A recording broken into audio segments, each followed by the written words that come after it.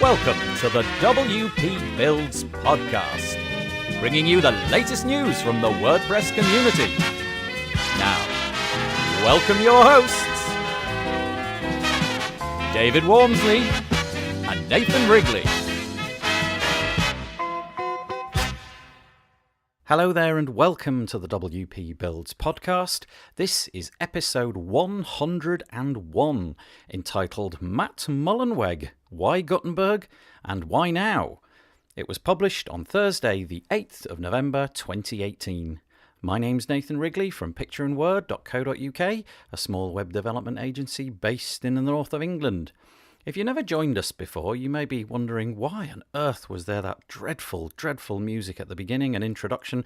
Well, it's intentional. It's supposed to be dreadful, and we have equally dreadful music tagged onto the end. We call it the cheesy music, so stay tuned. It's the very last thing you'll hear on today's episode. Speaking of today's episode, if you wouldn't mind going to the wpbuilds.com website, there's a whole range of black buttons underneath the podcast player, and if you could click any of those, we'd be most grateful.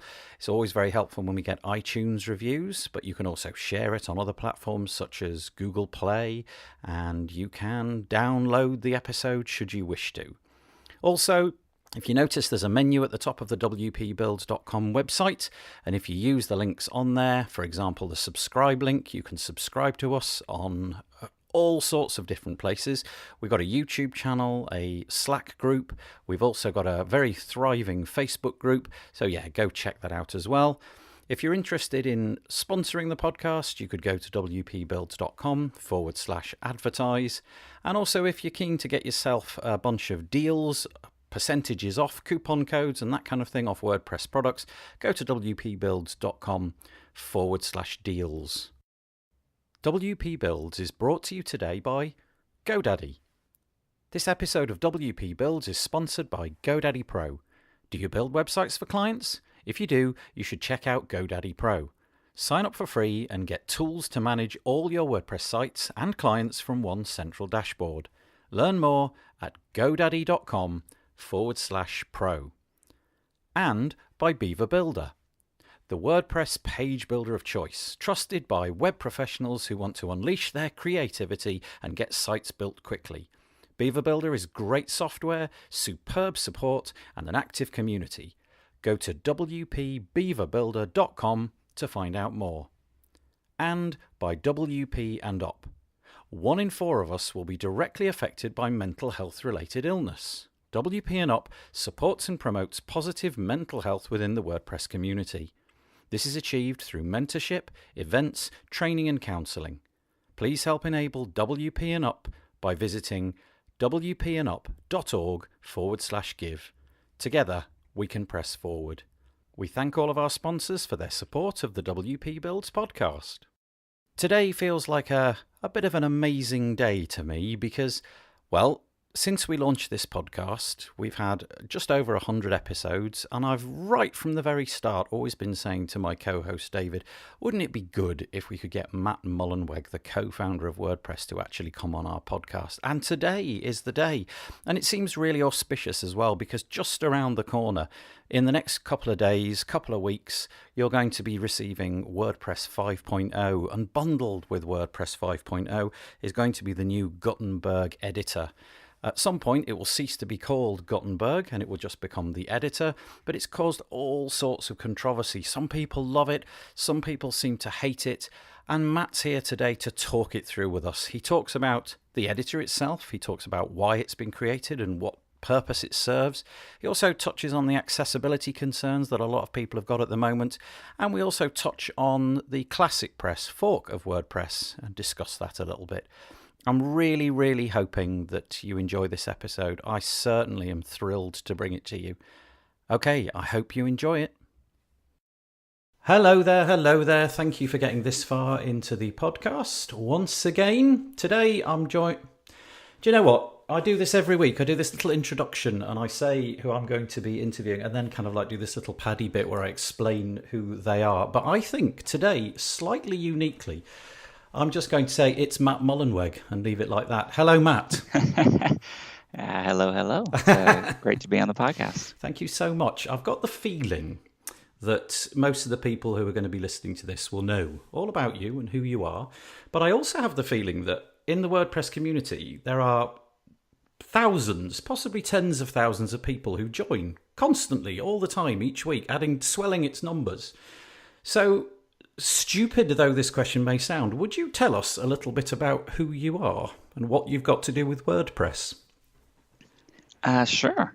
So I've been working on WordPress a long time. About 15 years ago, I co-founded the project with a gentleman in the UK named Mike Little. Yes. Lovely chap. And we were working on a project called B2 Cafe Log at the time, both as volunteers that ceased development. And so we tried to keep the development going in what became to be known as WordPress. And we had a few things that united us at the beginning around trying to make the install easier, adopting web standards, using good markup, these sorts of things that later led to the famous 5-minute install, WordPress being sort of having a lot of accessibility and web standards from the start, and our eventual mission to try to democratize publishing. So, along with one other chap, Mike Little, you've been using WordPress longer than anybody else. It's quite a story. I read today, actually, from cover to cover, I read something at milestones.wordpress.org, which is kind of like a history up till about 2016. And I thought that would be a good thing to read. And yeah, all of that stuff is laid out over about 150 pages. I can highly recommend it if you're interested. Now that you're in 2018 and WordPress is considerably, more mature than it was back in the day that you're describing when you forked B2 with Mike. Now that you've got that kind of 10,000 mile view and you can look back at all of the things that have happened over those years, do you consider yourself to be a person who has brought this upon himself, or do you consider yourself to be like a bunch of great coincidences happened and lucky things happened, and which side of the fence do you sit on? Was this because of your chutzpah and intelligence, or was it fluke, or was it a bit of both? I think it's impossible to separate luck out from any success, because you can do all the exact same things and without a few certain breaks or things going your way or great coincidences. Even to the founding of WordPress, which really came down to a comment that Mike Little left on my blog that kind of kicked off our collaboration. Maybe his dog started barking right before he leave the comment and he would have to go outside and he never would have left that. So who knows how things would have turned out. Yeah, it's a great thought, isn't it? It could have been entirely different. But do you... now that you've kind of got to this position, WordPress is incredibly successful. I don't know what the numbers are, but I think the last time I looked, it was 32 or something % of the internet was based upon the platform that you've been the custodian of, shall we say. Do you ever feel sort of out of your depth, or kind of like you've got imposter syndrome? I have this imposter syndrome thing because I'm down here somewhere. And you're obviously dealing with something much, much bigger, much more important, much more critical to people's lives. How do you cope with the responsibility that WordPress brings to you on a daily basis? Well, we are doing things that have never been done before. There is no other open source CMS, or any CMS really, that has the reach, breadth, and market share of WordPress. So that means that everything's new, but it also means that I'm not imposturing for someone else, because no one's done it yet. To go back to your earlier question on luck, I do believe that luck favors the prepared. So as an example, you probably remember from the Milestones book is, I had been working on a movable type importer. And when you work on an importer, you have to write features so you can import the data. So the movable type, for example, at the time supported multiple categories, and WordPress only allowed one category per post. So update the database structures and change the interface and did all the work to support multiple categories. So we could have this kind of lossless import from movable type. That importer shipped, if I remember correctly, kind of right before movable type made a big license change, yes, which drove a lot of their users into the arms of WordPress. So that is a good example where we had done a lot of work and we were prepared for this. We couldn't have predicted or even caused, if we wanted to, them to make that change. But by having the importer and everything else in place, all the work we had done prior to then, it allowed us to really take advantage of that opportunity. But when you were a child, did you sort of exhibit confident characteristics, decision-making characteristics, and the ability to get on with things and get them done autonomously? Or I'm just thinking that somebody like you presumably must have that in spades, because otherwise, how would you marshal the people around you that you have to do nowadays? Or is that more stuff that you learned over time? Because I was surprised at the age that you were doing all this sort of stuff. You were still with an age beginning with a 1. 18, 19 and so on. And just thinking about me, I was still riding around on a bike and fishing things out of rivers at that age. I think I've always enjoyed people. And so even though I'm an introvert, I really enjoy the things of groups getting together and the learning potential of shared experiences. So as a kid, that was probably Boy Scouts, being a musician. You collaborate a lot, but you also stand on stage and get in front of people. And I loved there was, clubs and nonprofits I was part of in Houston. I started the computer club at school. My friend who was also a teenager at the time, ran the Linux user group in Houston. So we were both named Matt. And I ran the Palm Pilot user group. He ran the Linux user group. So there'd be 30 to 80 adults that would show up every month, and we'd run these meetings. And so those sorts of things I think are useful, because you just kind of learn. You learn how to exist in society, especially in kind of a business or professional context. I think I was also lucky in that, lots of fantastic adults in my family and the people I was exposed to, and they would treat me like an adult. So you sort of learn how to carry yourself and how to act and be polite and all those sorts of things.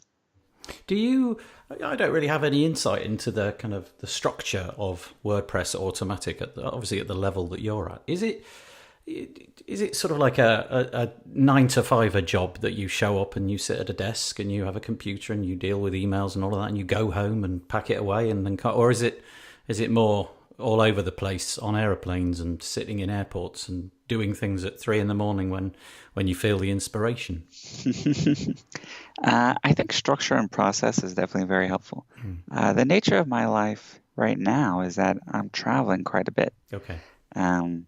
Automatic is a distributed company with 800 people all over the world. When I travel, I try to meet local WordPress user groups. I go to WordCamps. There's lots of things that take me all over the world. I also think I enjoy it. I have lots of friends everywhere, and it's good to be able to, go to bed in one city and then wake up the next day in another because you're on a plane. I learn a lot when I travel. Like I said, I think I learn a lot experientially. Yep. And there's dozens of examples of that where even like WordPress, WordPress is unique among some of the other open source CMSs in that we've been investing for a long time in our mobile apps, and they're actually reaching the point now where they're getting quite good. But part of that was because when I was in Indonesia or Japan, 10, 11 years ago, even before the iPhone, or right when the iPhone was coming out, I'd see people with like a phone in each hand and really using their phones as computing devices, not just as like SMS and telephone calls. Yeah. And you could kind of draw the line. And by the way, this wasn't an original insight. This was also lots of people were saying it, that this was going to be the primary way people interact with the internet in the future. And so WordPress, if we truly want to democratize publishing, we need to be just as good at that as we are on the web. In fact, we probably need to be better on mobile than we are on the web. I think the statistics are now. I think it's surpassed 50% of broad internet searching and surfing and what have you is all done on the mobile now. I must admit, I spend a significant amount of my time stuck in front of my desktop, and then when I put the desktop away, the mobile phone comes out almost immediately, much to the chagrin of everybody around me. I'm going to move on and touch on some of the more sort of pressing WordPress-related things, if that's all right. Now, the old adage, if you've been under a rock, you may not have heard of this thing, which I call Gutenberg, but everybody else seems to call Gutenberg, so I'm going to go with that. Because in a very small amount of time, you can count the number of days on the fingers and toes. We're going to be seeing WordPress 5.0 come around, and shipping with it will be this new editor, which I think is going to drop the word Gutenberg and just become the editor. Mm-hmm. Now, this is a ridiculously, sublimely simple question, but I wanted to ask it right at the outset. Why on earth do we need it? I talked earlier about visiting lots of places and talking to lots of WordPress users. I've definitely seen, this isn't even new, but I would say particularly acute over the past few years. We've had a growth of these, call it cookie cutter online presences. So your Yelp page, your Facebook page, your Twitter page. And because these are usually advertising-driven models, they like to fit everyone into very neat containers because it makes it easy to put ads on the page and to parse your data and target you for ads. And so what was great was these things brought people online, but they just sort of whetted their appetite. And the folks for whom they wanted to expand outside of those boxes, they wanted a place, a presence online, a home that really expressed themselves a lot more. And this is historical, audiences of WordPress like bloggers, which are still really key to us, and the way I use WordPress daily. But also more and more people creating websites and applications, including e-commerce stores built on top of this WordPress framework. And, you'd see them struggle with our editor, and it would just break my heart. You've probably had this where you align an image, but then it gets stuck inside an element, and you move it around, and it's floated, and or you do an embed, but now the paragraph breaks. And now I really started to pay attention to how often I was like, oh, I don't have those problems. But then I would pay attention to how often I would go into code mode. Ah, yeah, good point. In the editor. And I just switched to it really quickly without thinking. Yep. And in fact, it's something that I'd worked a lot on in the day was making it so you could switch between visual and code in a really seamless way. And code wasn't pure code. It would you wouldn't need paragraph tags and things like that. So it was kind of like a friendlier, kind of like a behind the scenes version. But I realized I was doing that constantly. And then as I started to see other good WordPress users, they were doing that a lot too when I'd observed them or watched them, or they'd show me something. And in fact, until relatively recently, in some areas like text widgets on the sidebar, we didn't even support WYSIWYG. So if you wanted anything there, you had to write code. And the whole promise of WYSIWYG was never really fulfilled.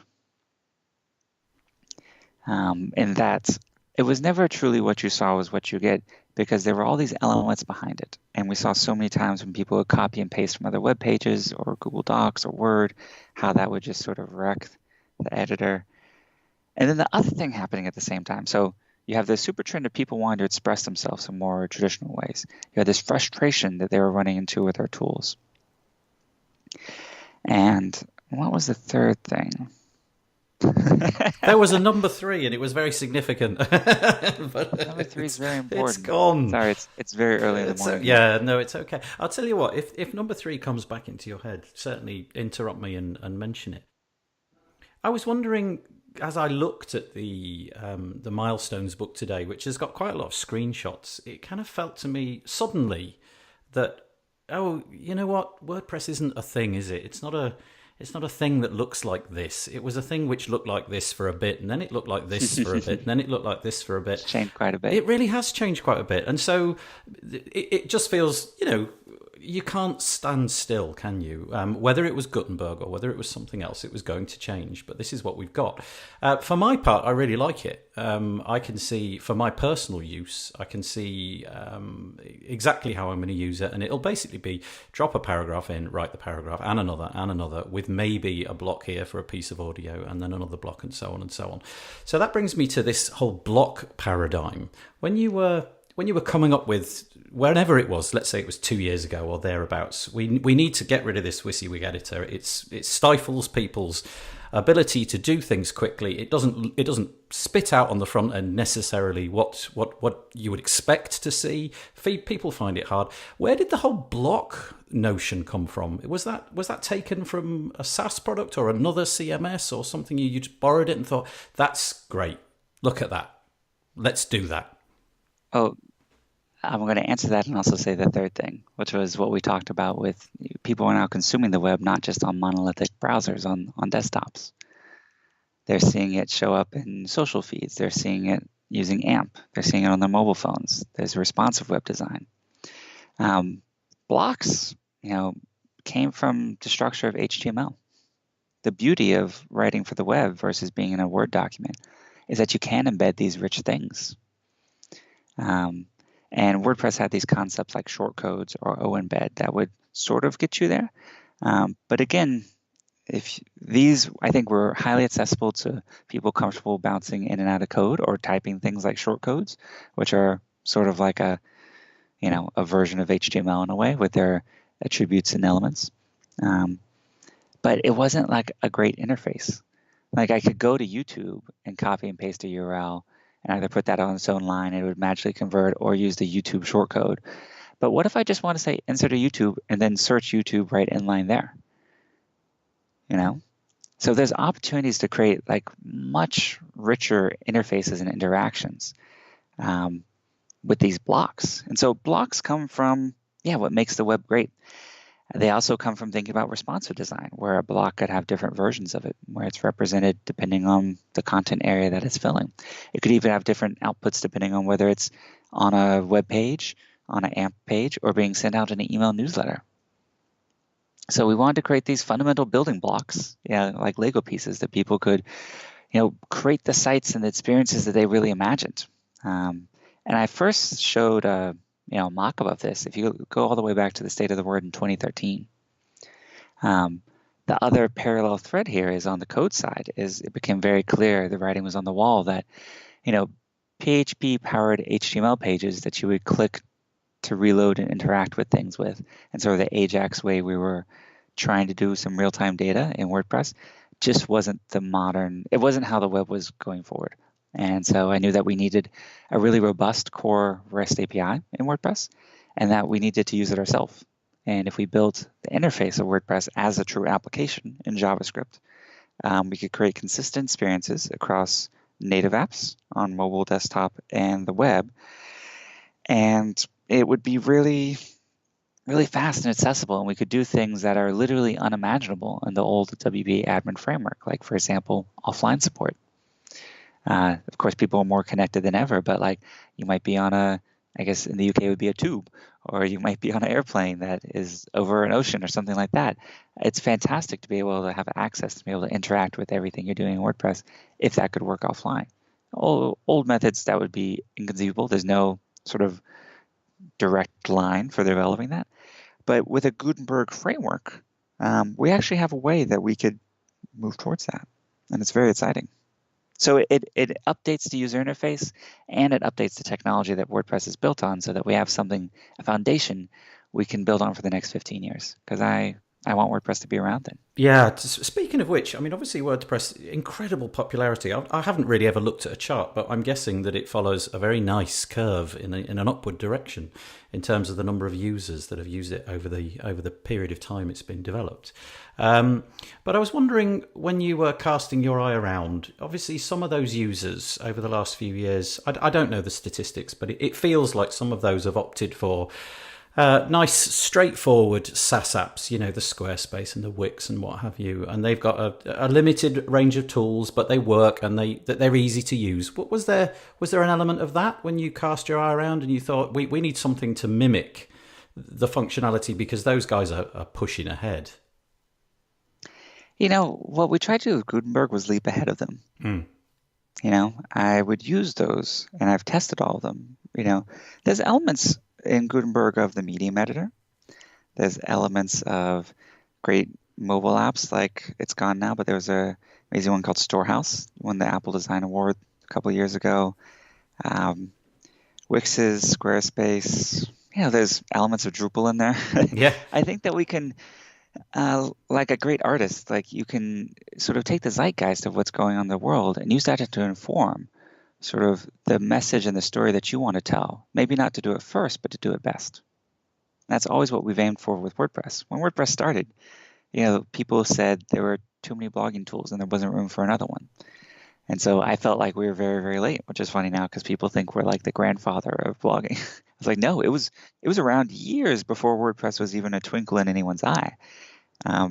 We just were able to take it, be extremely user-centric, which is, I think, something we've always done well, be extremely developer-centric at the same time, and create an ecosystem, not just a product, create a movement, not just software.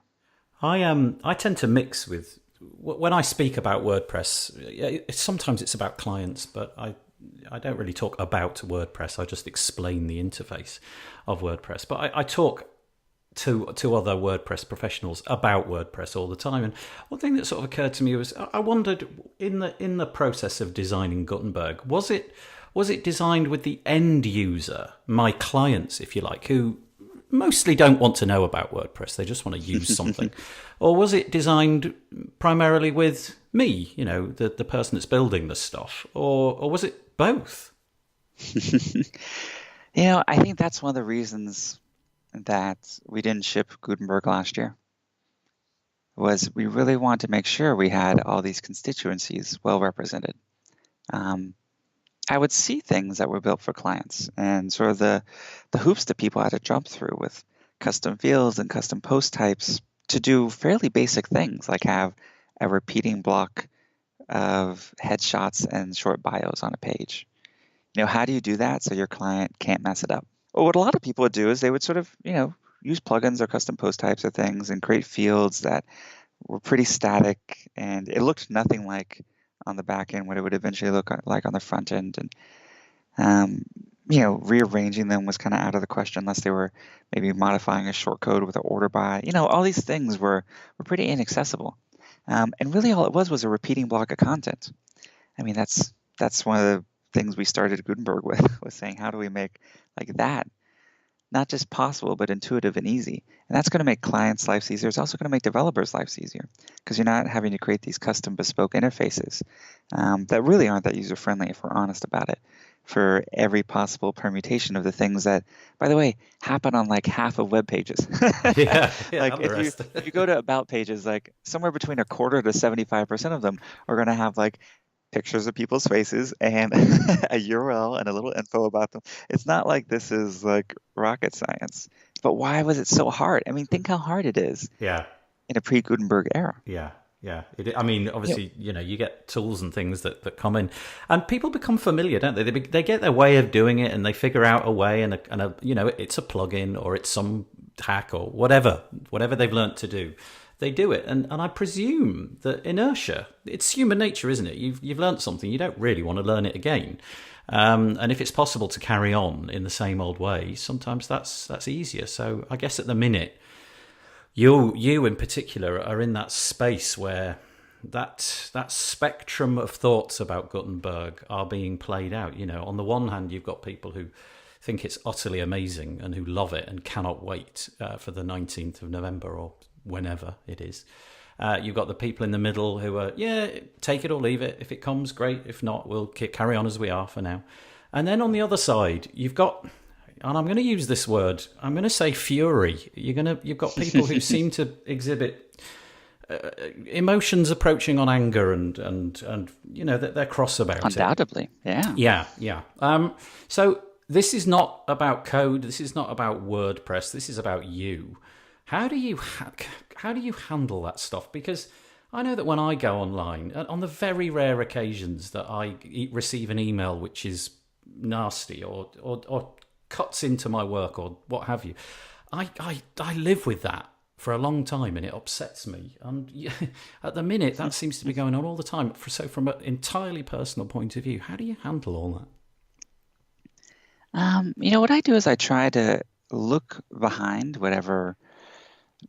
Might be a nugget, or there's always usually a nugget of something in there, even if it's delivered in an imperfect way.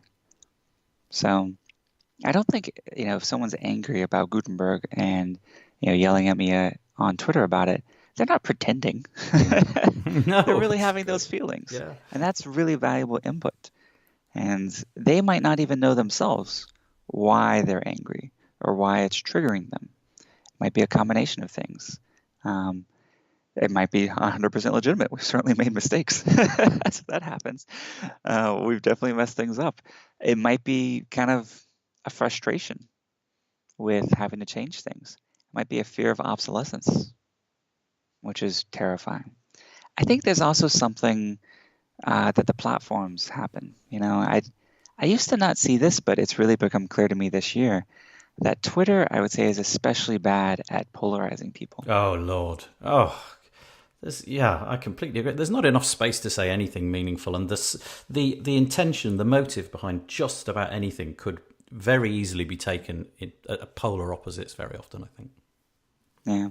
And, we've had certainly heated arguments in the olden days on the mailing list or IRC or, Track or the bug trackers around WordPress issues. But I think what made them different was we could enforce some community standards. So we would do some moderation there if someone did a horrible ad hominem attack or thing. So that would kind of clean up the room a little bit. And it would also be more contextual. So we'd be arguing about an issue next to the code, next to the mockups, next to the things, not next to some infuriating news about politics or all the other things that you're next to on Twitter, which I think maybe even primes you to have to just want to have an impact on something, Modern political scenario, I think, are especially disempowering to everyone, including myself. And you just want to be able to change something, or maybe Gutenberg's not the camel, it's the straw. And people are just oh, because sometimes the responses or the reactions do seem a little disproportionate. I also try to remind myself and others that this is just software. Yeah, that's a good point. And it's software that we're iterating faster than WordPress has ever iterated on. 5.0, we're planning to do on November 19th. We've already planned 5.01. We're going to do point releases every 2 weeks, much like we've done major releases of Gutenberg. Look, we've done 42 releases of Gutenberg in the past year and a half. We've never had anything move at that velocity in WordPress before. And that's beautiful because it means that we've got more testers of this code than we've ever had of any code that's ever come into WordPress. I mean, there's now, when I looked a few days ago, it was over 600,000 active sites. Yeah, it is. Yeah. 11, 12,000 posts per day being written inside of Gutenberg. And that's just a subset because we only get stats back from Jetpack sites. It's not available on WordPress.com yet. It's not available, it's not in the core yet. So this is just kind of people beta testing, and the response has been huge. So the inevitable reference now to the kind of reviews on WordPress.org, where, for a period of time it had 12 reviews, something like that. And then out it came, I don't know how long ago now, several, let's say a couple of months or something like that. And it started getting slammed. And I looked about an hour ago, and the number of reviews so far is 1,453. 829 one-star reviews, which bring the aggregate total down to 2.3. Now, aside from how those people put that stuff there, whether or not it's does it represent the views? Is it people going there and posting just, for reasons of just dragging it down or whatnot?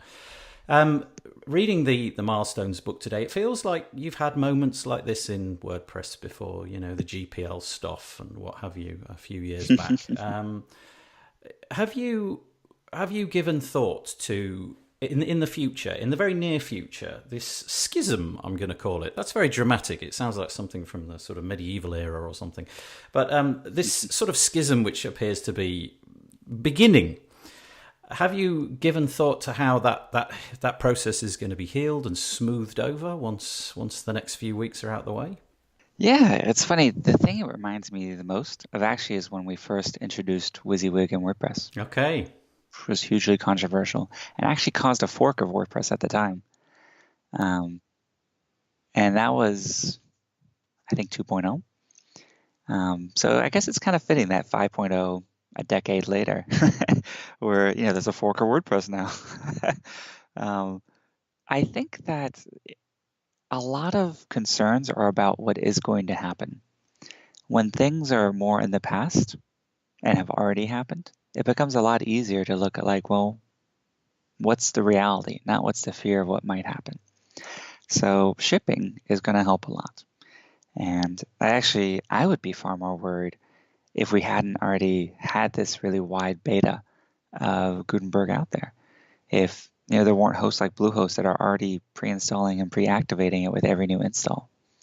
So that's a lot, actually. I don't know their exact numbers, but I was talking to them the other day, and they said we could share this publicly, and they're going to put out some numbers like so how does this change your support volumes, or like are people asking you about it? Like, it's even a plugin, it's not even fully integrated, and they were like, it's indetectable.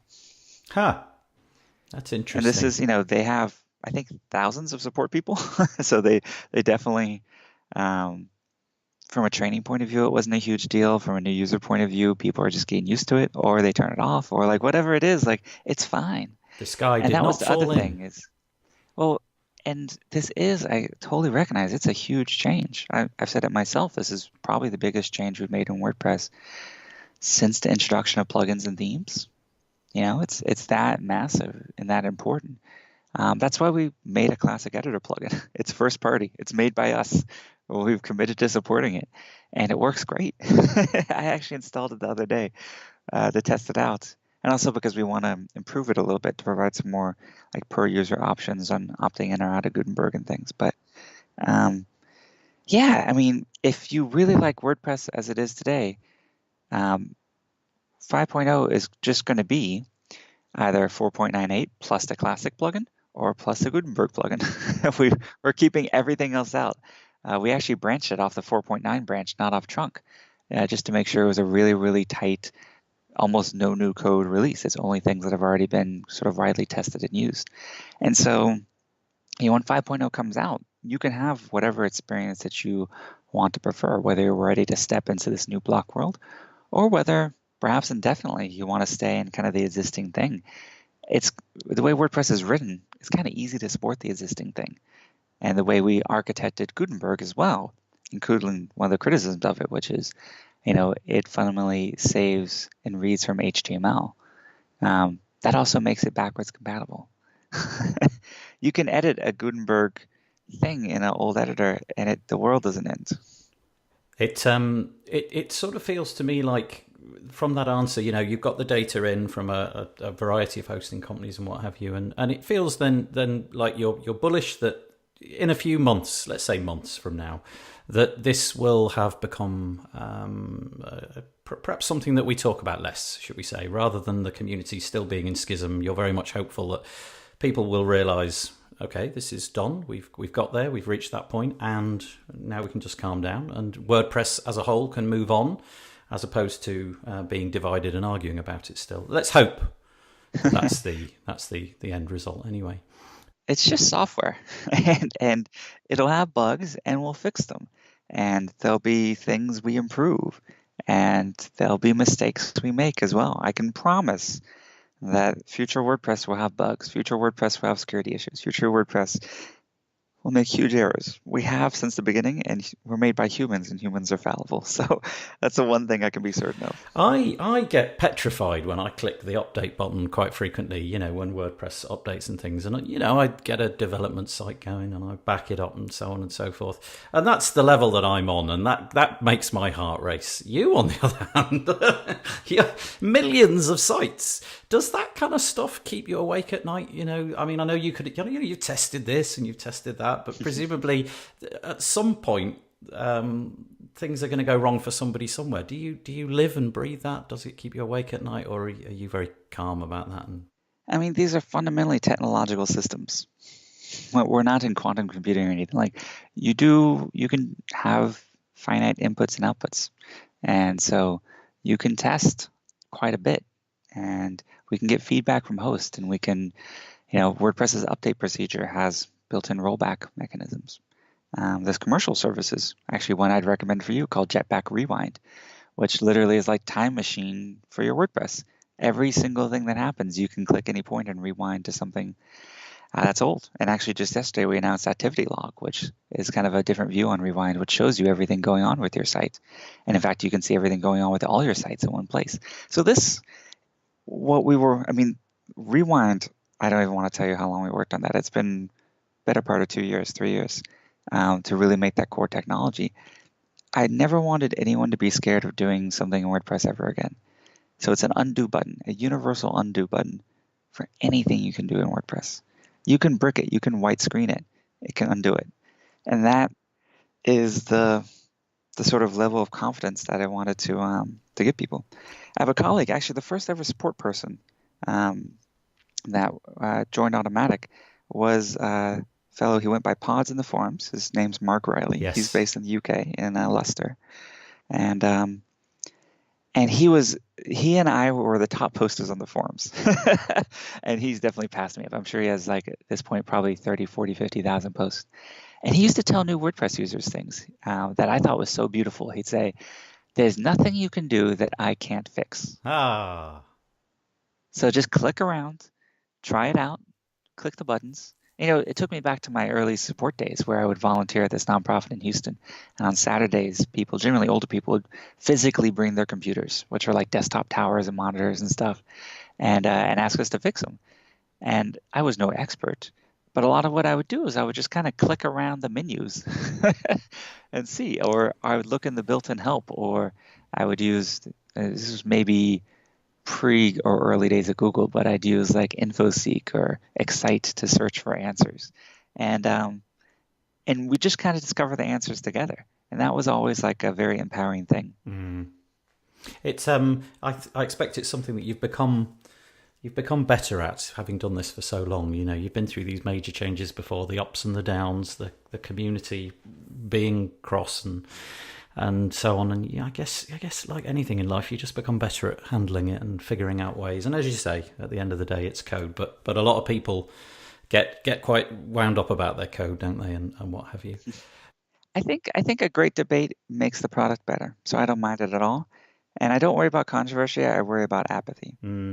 So in a few days, it's going to ship with WordPress 5.0. Is that there is no equivocation about that? It's happening. It's happening. It's happening. There's no situation where you would revise that. No situation. No bit of politics that's going on that would change that at the moment. There's 100 situations that could revise that. That's a good answer. Why would we? Why would we ship it no matter what? What's the saying? Heck or high water? Like, heck doesn't sound like fun. let's have it be smooth. No, we're aiming to have a very smooth. Honestly, the release of 5.0 should be really anticlimactic. There's already over 1 million sites. I think 600,000 on Gutenberg, 500,000 on Classic Editor, for whom all they're going to notice is a version number change. Like, they will literally see nothing when 5.0 comes out because they've already opted in to one of the two experiences that'll be possible. So it should be a pretty non-event. But yeah, November 19th is what we're aiming for, and it's actually super achievable.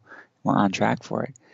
But there's certain, if bugs pop up, if like major issues, if we start running some test upgrades and get huge feedback, if we run into some nasty browser issues or other important client issues, yeah, we would definitely push it back. I remember reading a little comment. I believe it was a quote of yours, which said something along those lines. Deadlines are not arbitrary, or something like that is what I have as a memory.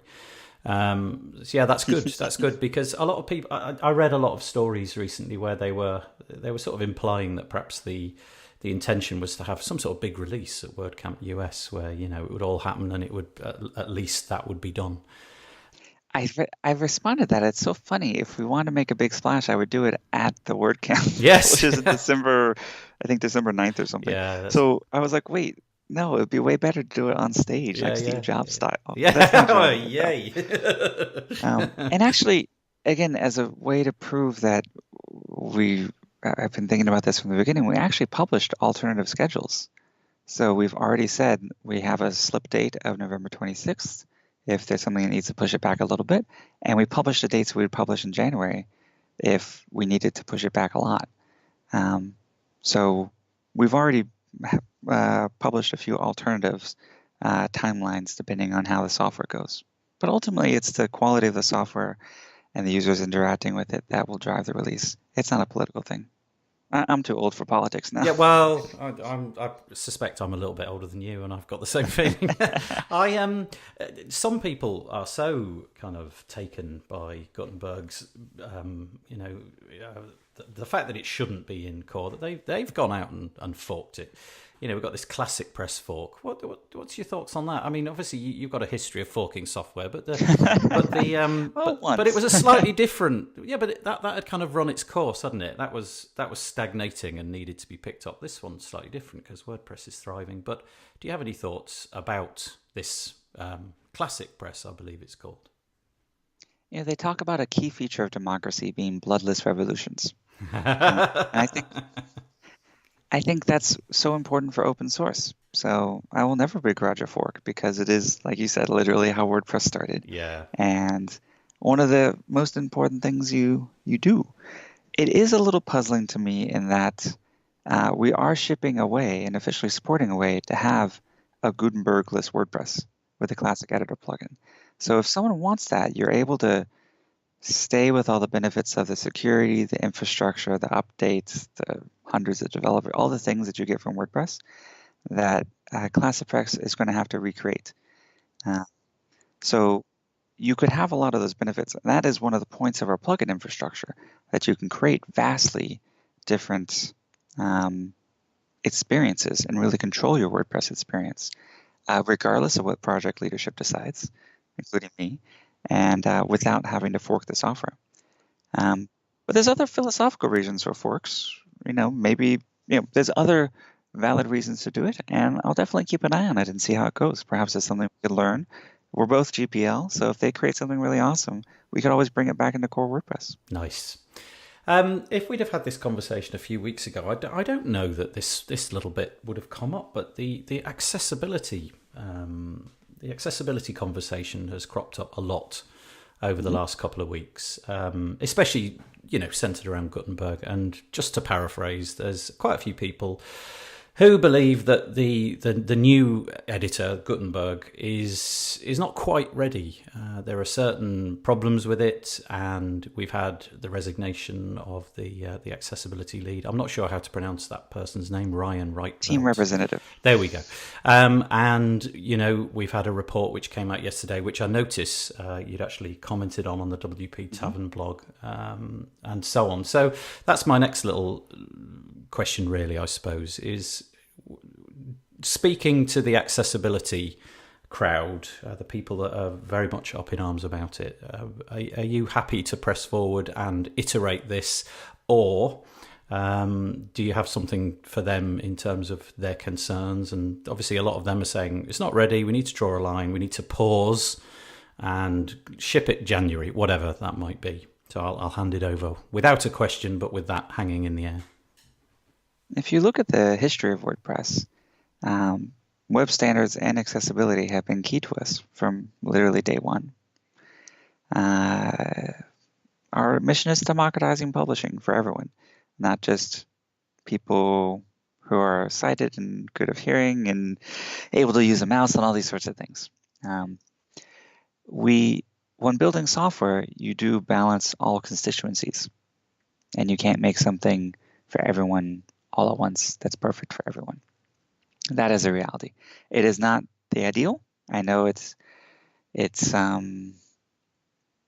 feels good to say, like, we're gonna for every single possible need and for every single possible person, but that's just not how you can create software. Now, what happened with WordPress is, as I said in the comment, some dysfunction in how we coordinate together kind of bled out into the public. Yeah. There actually wasn't an accessibility lead until 5.0 process started, when I appointed one. There's a group of volunteers who met weekly, but they were, we didn't do a good job coordinating their work with the work happening in Gutenberg. That doesn't mean no accessibility work was done in Gutenberg. In fact, many of the developers of Gutenberg are very well versed in accessible technologies. Some of them use or have family members that use it themselves. We did testing along the way with accessible technology needs users. And, Gutenberg's full of things that countless, actually at this point, I'd say many months have been spent in improving different elements of it. It is easy to criticize and say X should have been there from the start. And you can pick almost any area of WordPress. Privacy should have been there from the start. Design should have been there from the start. Scalability should have been there from the start. Well, you could say that. And I think you can say the criticism, accessibility should have been there from the start. Often that's code for I'm unhappy with where it is now. Yeah. Okay. Yeah. There was a rebuttal. I forget who, but again, it was on the WP Tavern website where somebody had been at great pains to point out all of the accessibility work that had been done. But as you've just said, the answer to that is that it's ongoing, and you wish probably that it was further, but it was a breakdown in communication, which again, like you say, bled out into the universe, and we all got to hear about it. Is that kind of the nature of open source stuff, that it's all done out in the open, so the controversies get picked up by everybody, where maybe in a regular non-open source business that would all be done with closed doors and committees, and nobody would hear anything about it? There's a weird dysfunction in WordPress right now that I'm really trying to address, which is people don't talk to each other. So, the big post that just came out on the accessibility blog, there was no one from Gutenberg or Core that read that or commented on it or anything like that. So it's kind of just tossed over the transom. That's not a way any two teams should work together. And how someone on the team privately described it to me is that folks who advocate for accessibility are often in adversarial roles, even within their companies, to really fight for users. I think we're in a situation here where we want the exact same thing, which is WordPress to reach the widest possible audience. It sounds like you are committed to getting more stuff in. Do you have any news on specific things that will be tackled in the foreseeable future? Perhaps speaking to the article, some of the specific points about, I don't know, keystrokes or the number of things that need to be done to achieve fairly straightforward tasks. Well, it's one of the things that we need to do is really break apart the arguments, because when you dig in there, you have criticism on WordPress or Gutenberg's timeline.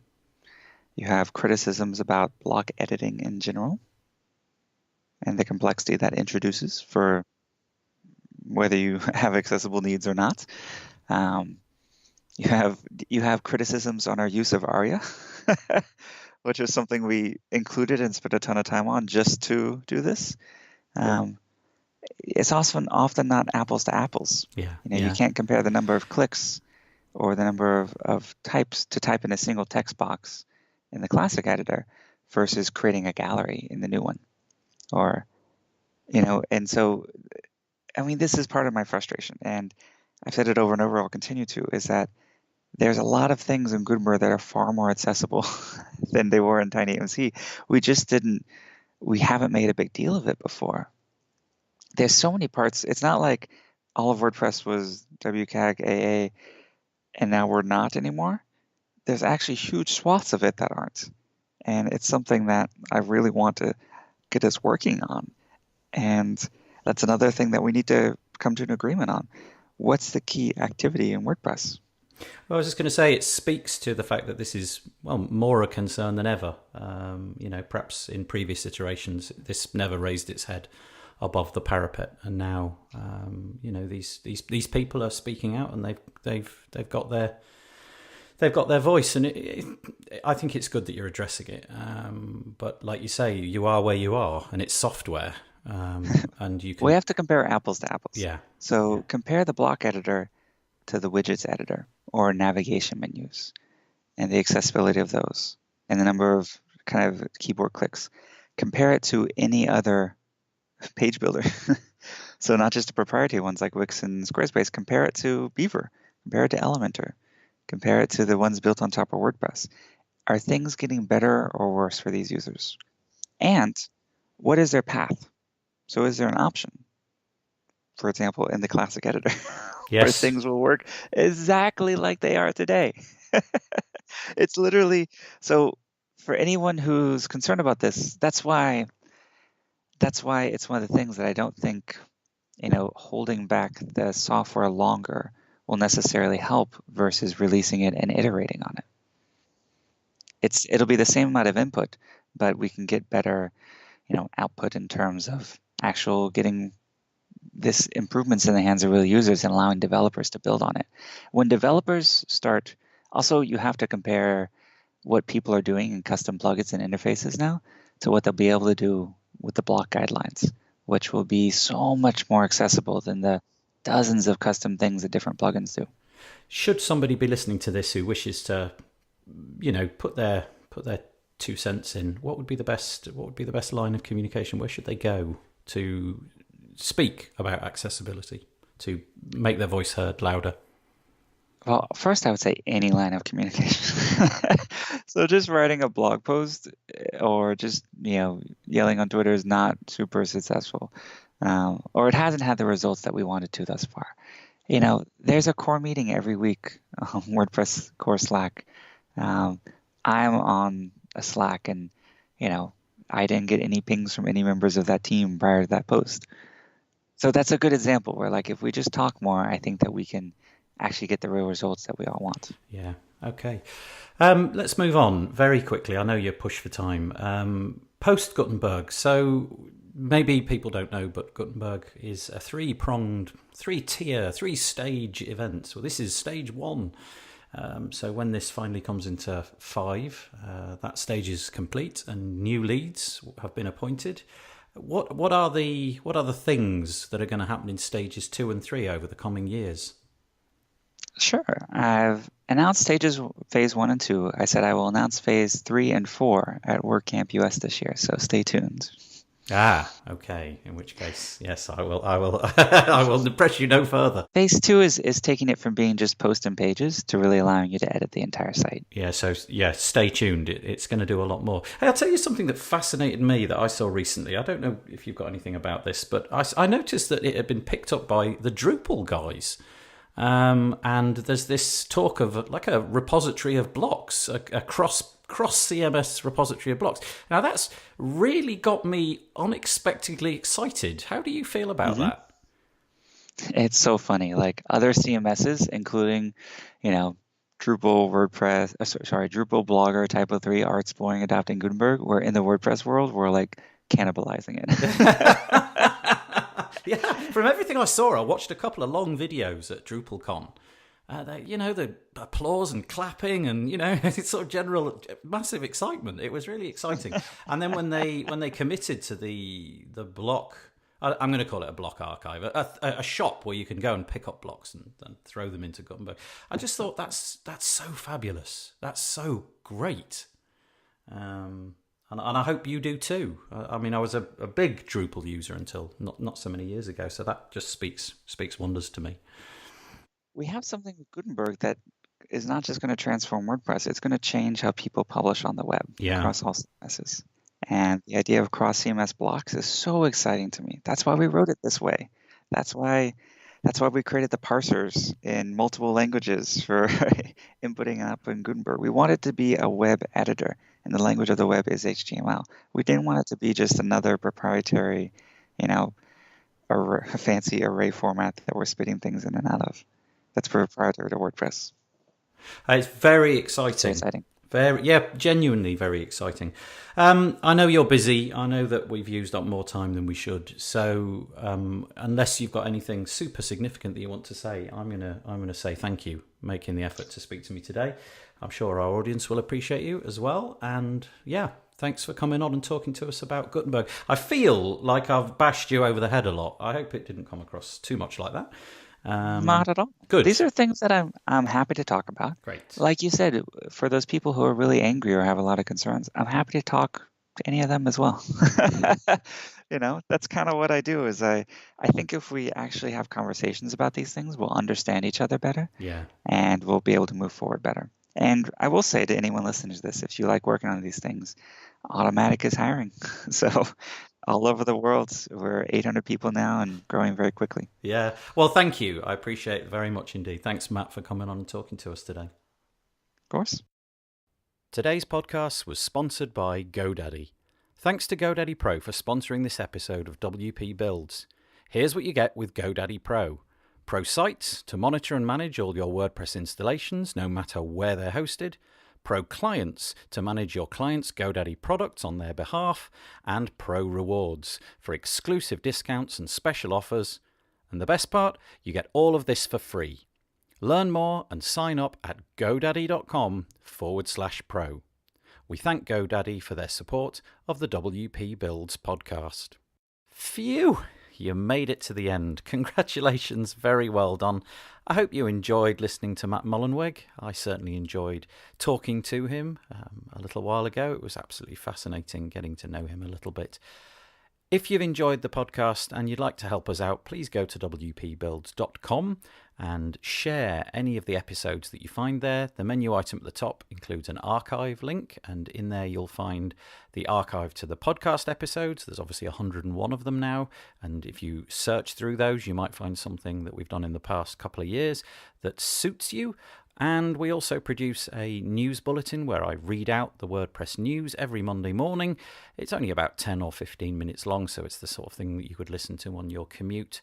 Also, if you click on the buttons underneath the podcast player on any of the episodes and share it, iTunes and so on, and subscribe, go to wpbuilds.com/subscribe and join the mailing list and join us on the Facebook group and so on. Anyway, I hope you've enjoyed it. Thanks so much for listening. I really appreciate it. Bye-bye, and we'll see you next week.